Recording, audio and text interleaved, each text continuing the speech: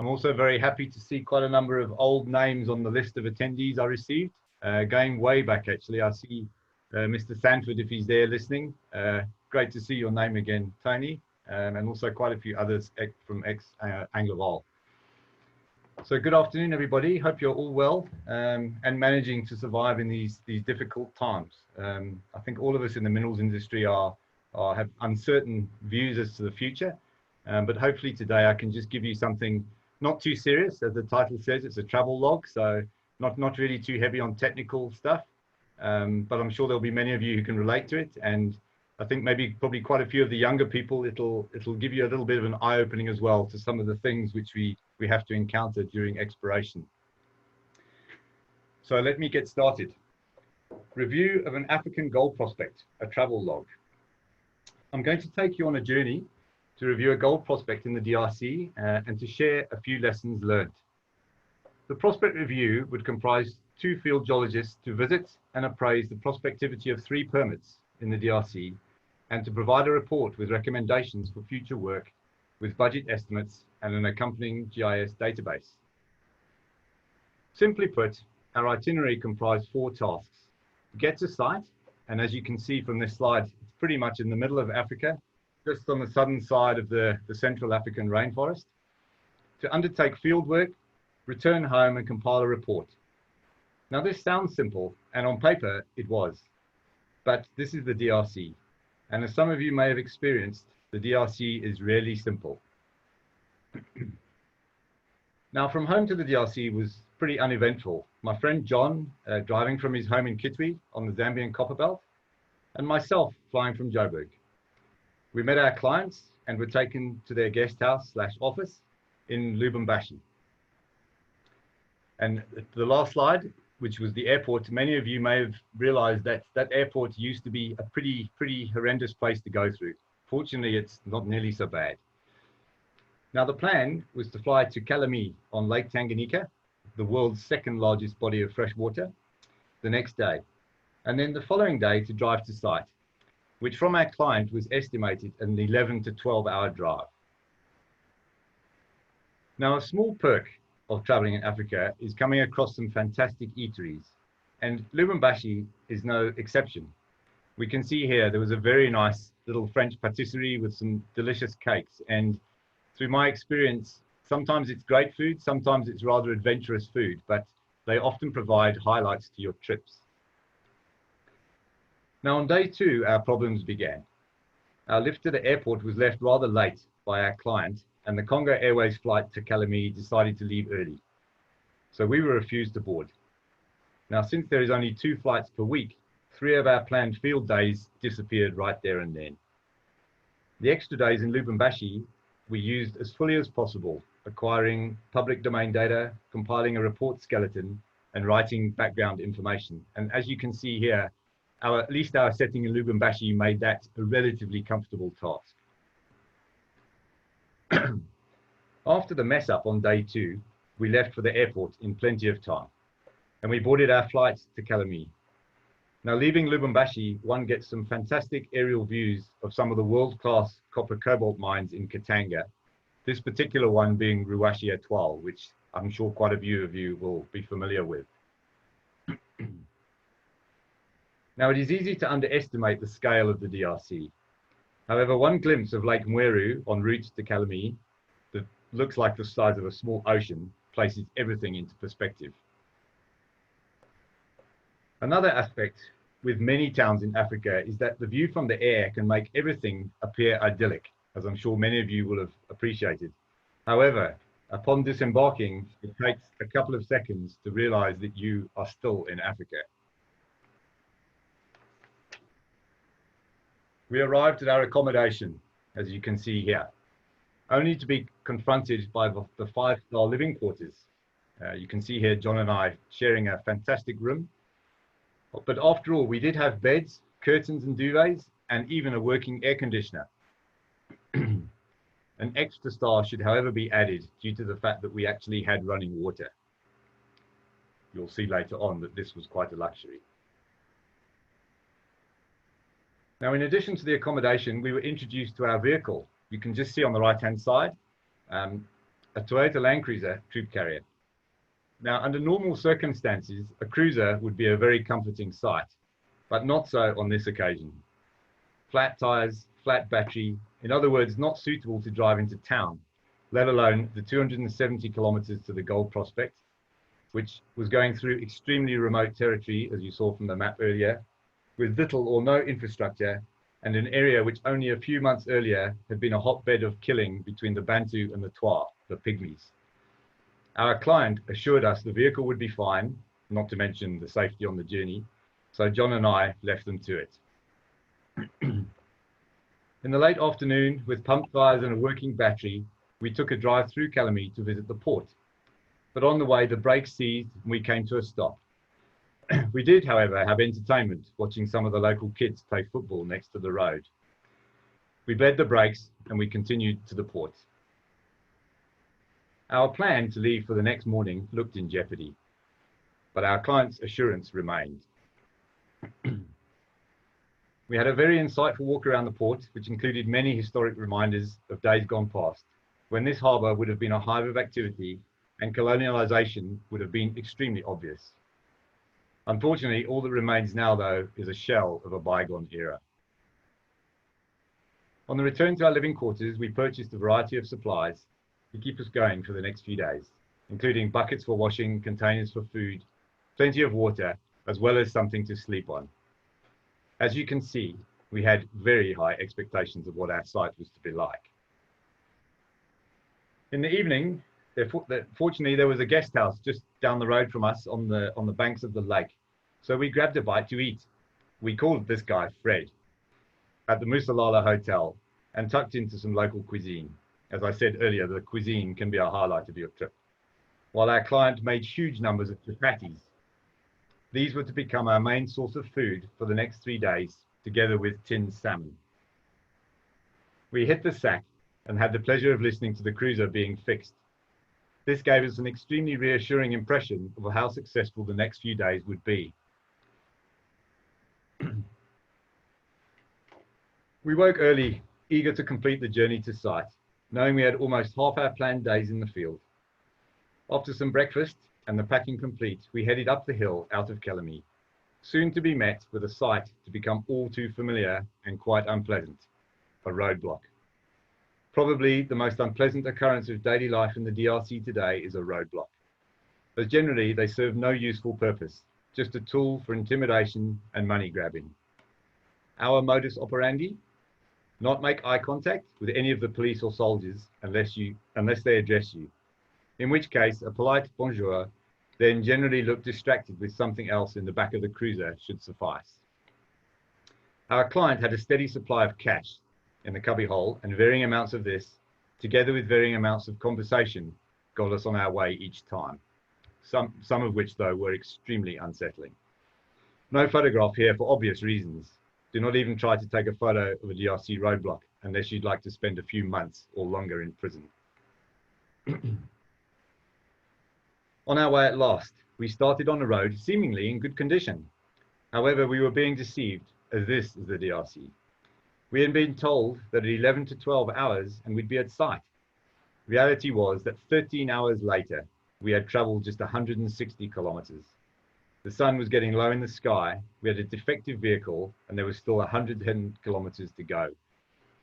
We had virtually had to stop every 10 kilometers to bleed the brakes, and as many of you will know, 2 6-foot-plus people sitting in the back of a troop carrier is not very enjoyable. We had averaged just over 12 kilometers per hour and didn't really have that much confidence of getting to site at all. Fortunately, our client had a contact near Kisengo who ran a tantalite mining operation. And if I showed you a picture of the guy, you would realize that it wasn't the greatest place. He agreed to put us up for the night, attempt to fix the vehicle, and give us something to eat. Now, the accommodation was worse than Calamie, actually pretty disgusting. I think John had lost his sense of humor on this evening. While John and I rested after having been fed, the vehicle disappeared into a workshop, and periodically it would depart, but then it would return and go back into the workshop again. A fixed vehicle didn't seem to be coming anytime soon. We both went to bed, not knowing what tomorrow would bring. This was just an example of the bathroom. As you can see, not great, and I'm not quite sure what caused the brown splashes on the wall, but yeah, there we go.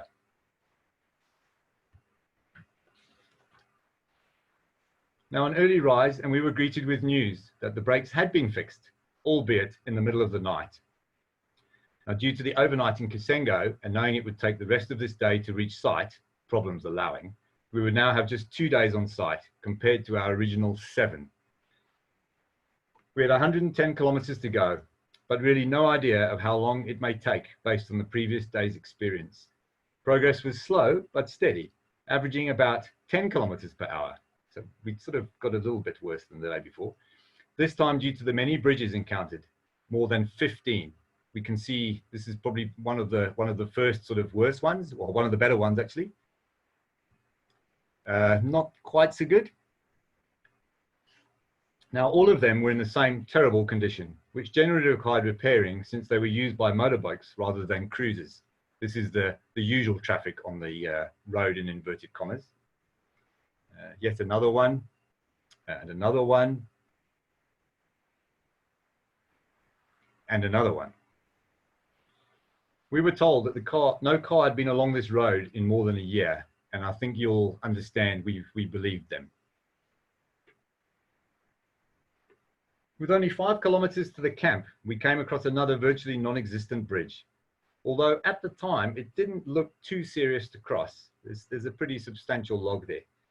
Our client insisted on driving over this one, and it was very nearly the end. Just going to play you a little short video. Hopefully if on your side your volume's turned up, because the sound of a cruiser is unmistakable to most people in exploration.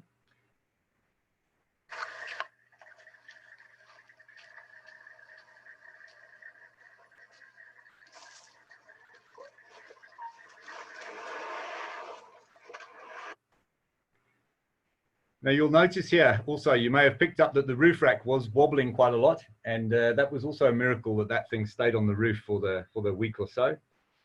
Now you'll see that front left-hand wheel is off the ground. At the end of the video, that's where the vehicle came to rest. So with that wheel in the air, our Congolese driver and assistant toiled with a bottle jack, believe it or not, no high lift jack, underneath the back right to provide support and traction to the rear. And another point is not obvious in the picture is that John and I both stood on the running board on the front left to actually keep the vehicle from not tipping off that little bridge. Now the guys were working under the tottering cruiser for some considerable time, and how we made it off the bridge, God alone knows. We did, however, make it off the bridge and continued towards site, the sun now not far above the horizon. Just before the mining camp of Musebi, there was one last roadblock, but the wads of cash came out and some more explaining, and we were at last at site. An original plan of taking 3 days to site had turned into an incredible 8.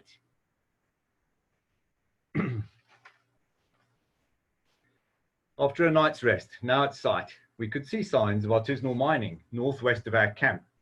Hopefully you can see my mouse. This area here, you can see some workings on the hill above the mist, and the mist itself is basically shrouding the mining village which has grown up, which is basically one long street with about 5 to 10 houses deep on each side.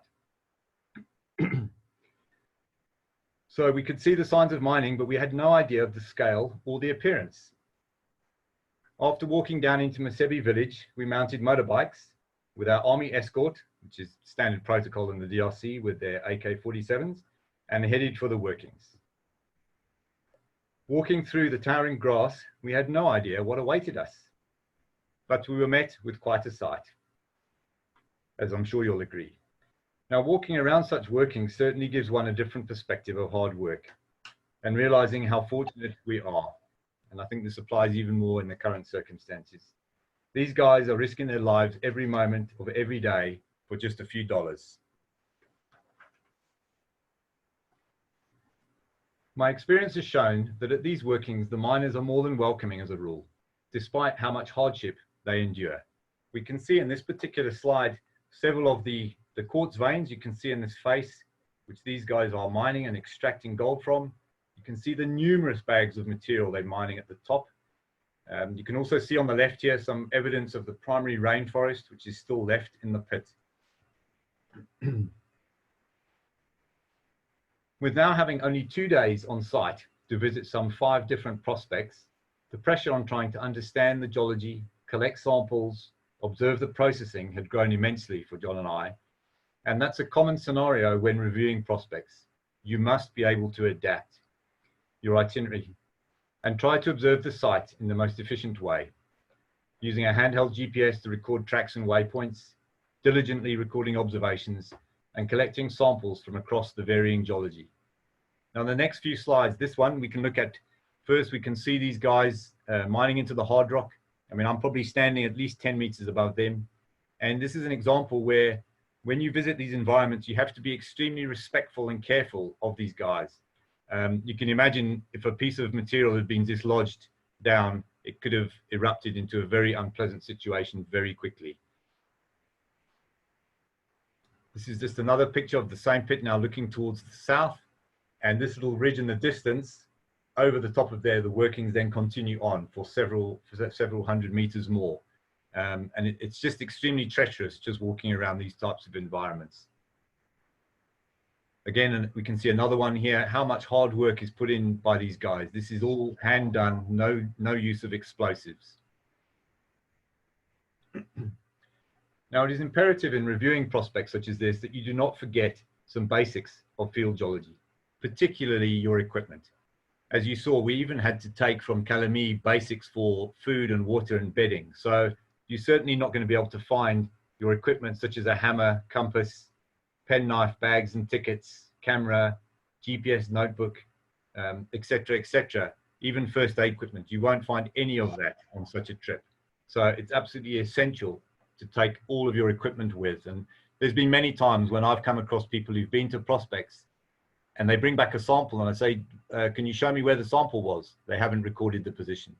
So you can imagine how much effort, time and money goes into these trips. You have to make sure it's worthwhile. Now, collecting samples, we can see here, again, needs to be done in a very diligent way.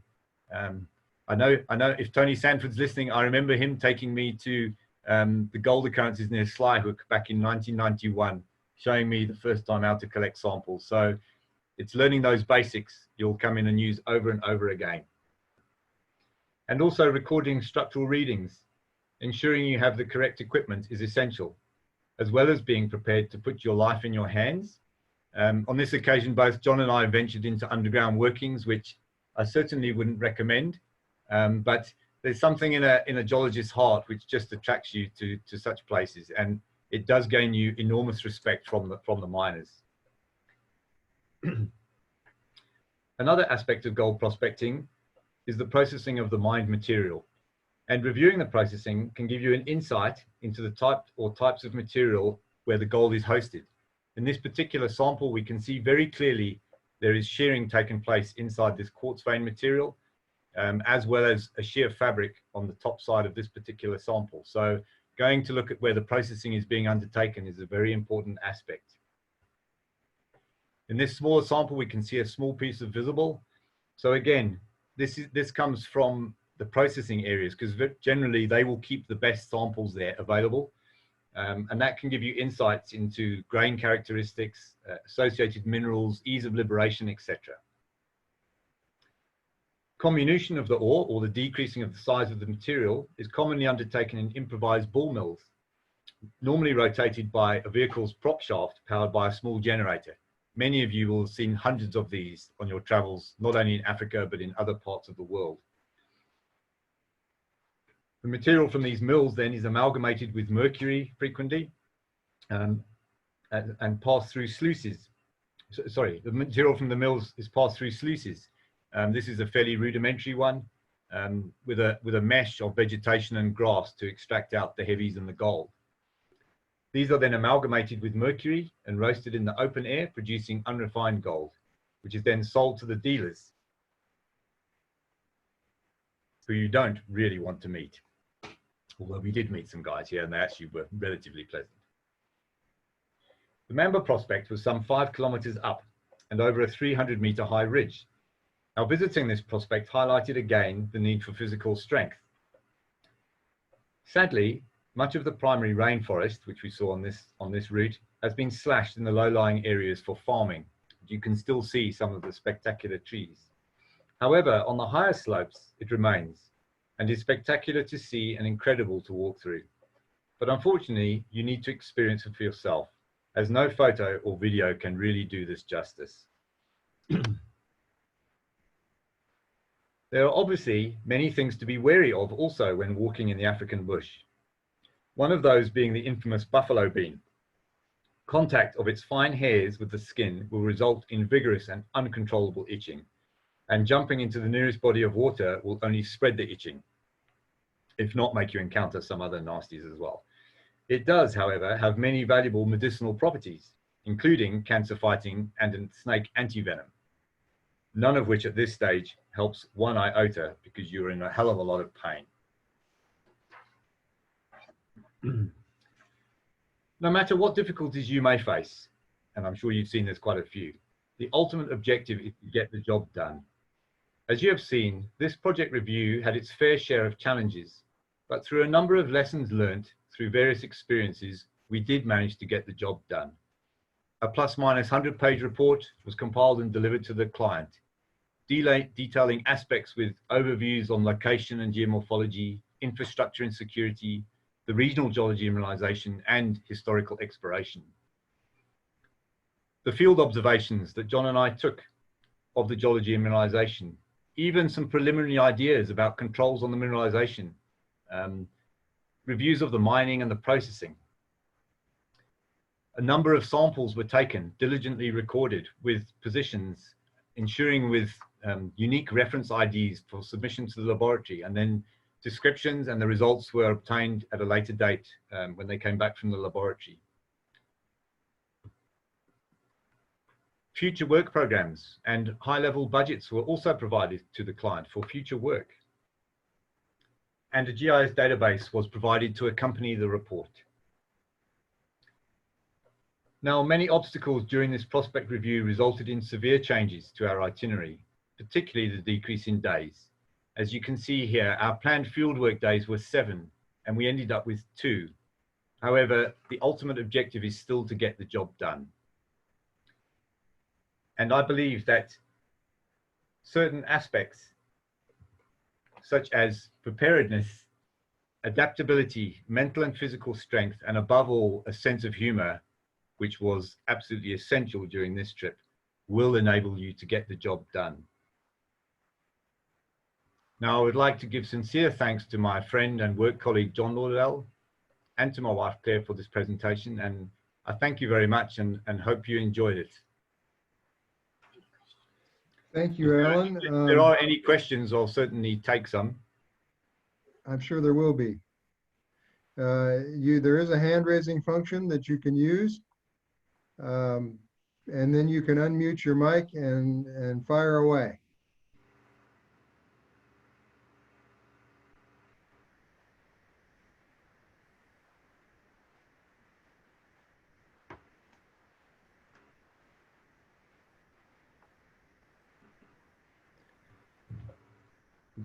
Maybe I should start with a query. Alan, I mean, in your experience and with what the world is going through now, the coronavirus probably hasn't hit the DRC that much yet, but it probably will. I mean, how much more difficult are things going to be when, well, after the virus is passed? Any comments on that? Yeah, it's a good question, Craig. I mean, I think the one thing that's, I mean, it has been going through my mind in the last few weeks, I suppose, overall, is the minerals industry as a whole. But I think there's some comfort there in that with all the difficulties happening at the moment, the exploitation and the provision of these raw materials is not going to stop. Obviously, the demand is. We have seen if you want to call it a blessing in terms of the gold price. I mean, the gold price has been going up very steadily for the recent past. And ironically, I think during the last 2 weeks, one of my desires would have been to have actually been in the bush somewhere, to have been away from as many people as possible.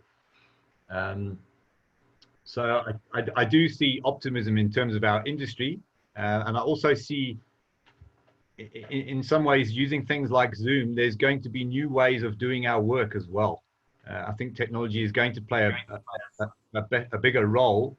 However, the visits to these types of prospects, I don't foresee falling away.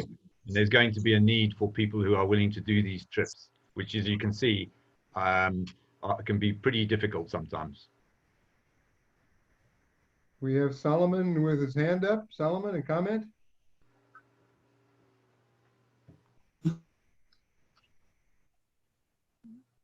Your mic is unmuted, but we can't hear you. There you go. Can you hear me now? Yes, I can, Solomon. Yes, Alan, I just wanted to know, with artisanal one continuous ore body, I mean, was it, and the other question is, quite rough people, how was it like community, the community of artisanals in the area? Did they look at, were they suspicious of your activities? Was any resistance of any sort? Yeah, Solomon, sorry, your signal wasn't great, but I think I got your both your questions. So the first one was to do with were they mining one zone? So the main photographs I showed you was of, it's one mining zone, but very clearly when you walk around, the gold mineralization is in discrete structural zones. So it wasn't like there was persistent gold over sort of 50 meters wide. They were actually quite discrete quartz veins. But the trip, actually, there were actually 5 gold prospects that John and I visited. So the other one, when we actually had to walk up through the rainforest, that was a good several kilometers away. So there are several prospects in that particular area. But the Musebi prospect on its own is the largest one. So that happens to be where the village has grown up, because it's the biggest prospect. And secondly, with regards to the people, you may have missed maybe my comments at the beginning, but they, in all the prospects I visited, and there's been quite a number now, I've never once come across any hostility from the guys actually doing the mining. And what we find in most places, and Musebi was an example of that, is that the actual mining itself is very well organized. So there's a very clear hierarchy. There's people at the top, and there are very distinct levels of people. So you've got the miners, then there are other people slightly higher who may be more in charge of the processing. Then there are the dealers. So it's actually very well organized. And as long as you make contact with the senior people at the start of your visit, my personal view is you'll very rarely get into problems. As I said, you have to be very careful when you're walking around the workings, not to dislodge material, and obviously don't go around picking up stuff without asking people first, etc. All the general sort of polite aspects, just the same as if you wouldn't walk around the center of Joburg taking pictures of people, you know what I mean? So it's almost a politeness aspect. So hopefully that sort of answers your questions. Yes, it does. Thank you.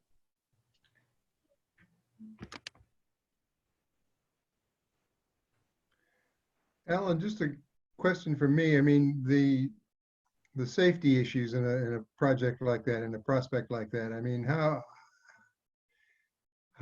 many fatalities do you think happens in a year on an operation like that? Yeah, Craig, I mean, I can't give you numbers. I would, there's definitely quite a few. I mean, John and I went underground there. And again, I think it depends almost which part of the working you're in. Some of the workings actually was supported very well, and some of them had virtually no support in it at all. So, I mean, I can't give you numbers, but there's no doubt many people die there every year. That's for sure.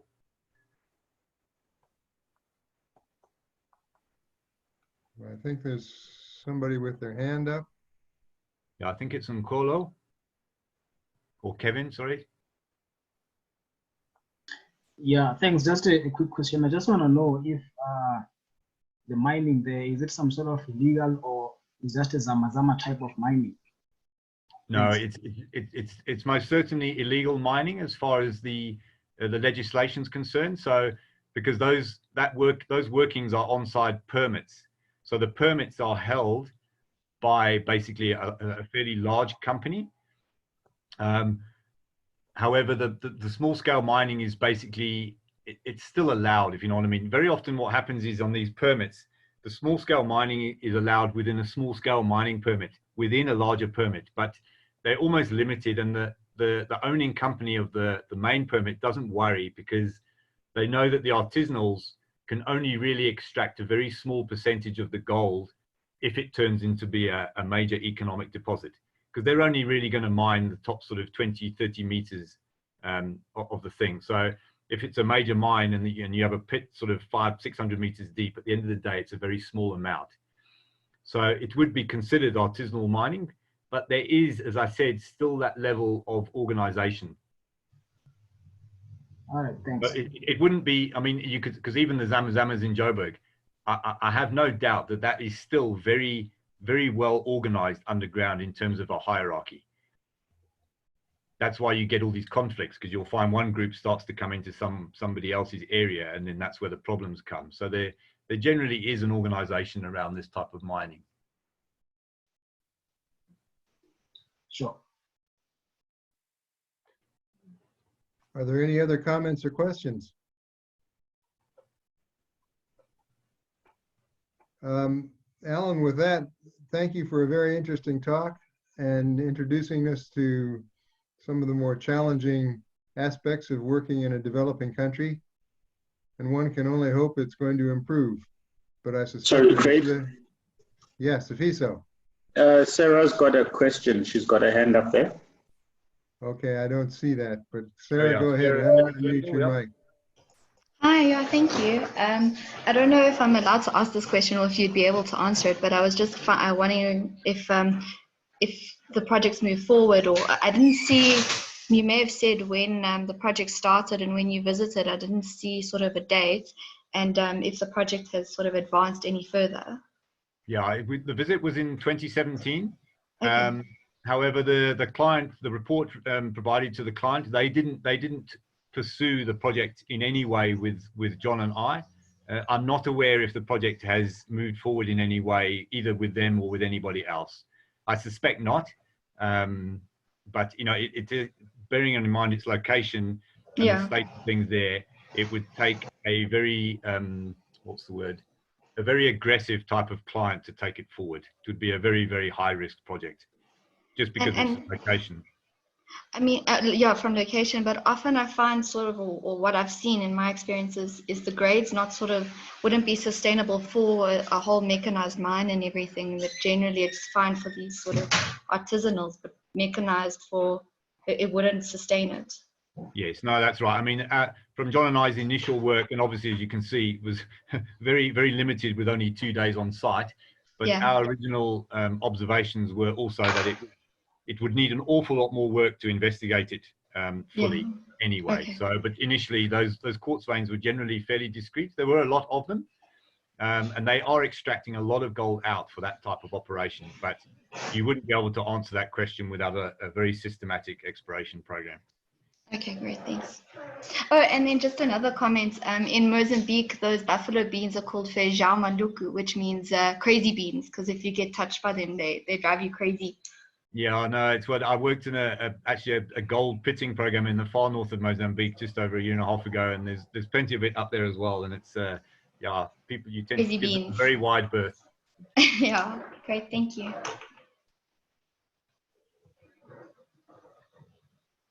Any other comments or queries before we close the meeting?